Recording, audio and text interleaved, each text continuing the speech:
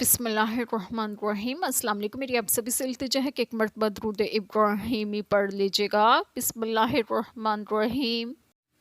اللہم صلی علی محمد وعلی آل محمد کما صلیت علی ابراہیم وعلی آل ابراہیم انک حمید مجید۔ اللہم بارک علی محمد وعلی آل محمد کما بارکت علی ابراہیم وعلی آل ابراہیم انک حمید مجید۔ بسم اللہ الرحمن الرحیم۔ اس کی قوم کے سردار بولے، بے شک ہم تمہیں بے وقوف سمجھتے ہیں اور بے شک ہم تمہیں جھوٹوں میں گمان کرتے ہیں۔ کہا، اے میری قوم، مجھے بے وقوفی سے کیا علاقہ تعلق، میں تو پروردگار عالم کا رسول ہوں۔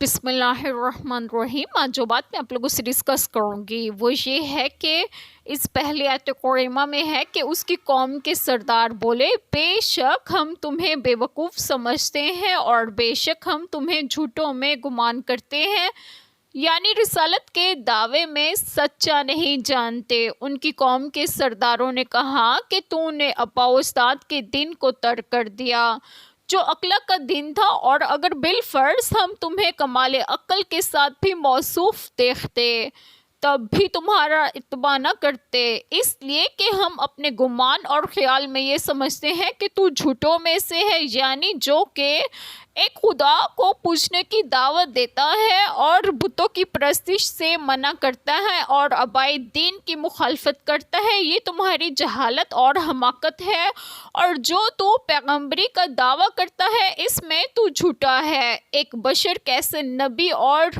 رسول ہو سکتا ہے؟ اور تم جھوٹ موٹ ہم کو عذاب الہی سے ڈراتے ہو۔ اور اس سے اگلی آیت کریمہ میں ہے کہ انہوں نے کہا، اے میری قوم، مجھے بے وقوفی سے کیا تعلق، میں تو پروردگار عالم کا رسول ہوں، تمہاری اصلاح اور فلاح کا پیغام لے کر آیا ہوں، اور خدا تعالیٰ کا فرستادہ اور پیغمبر کبھی بے عقل ہو ہی نہیں سکتا۔ اس آیت کریمہ سے معلوم ہونے والے مسئلے یہ ہیں: نمبر 1، جاہل اور بے وقوف لوگوں کی بدتمیزی و جہالت پر بردباری کا مظاہرہ کرنا سنت انبیاء علیہ السلام ہے۔ نمبر 2، اہل علم و کمال کو ضرورت کے موقع پر اپنے منصب و کمال کا اظہار جائز ہے۔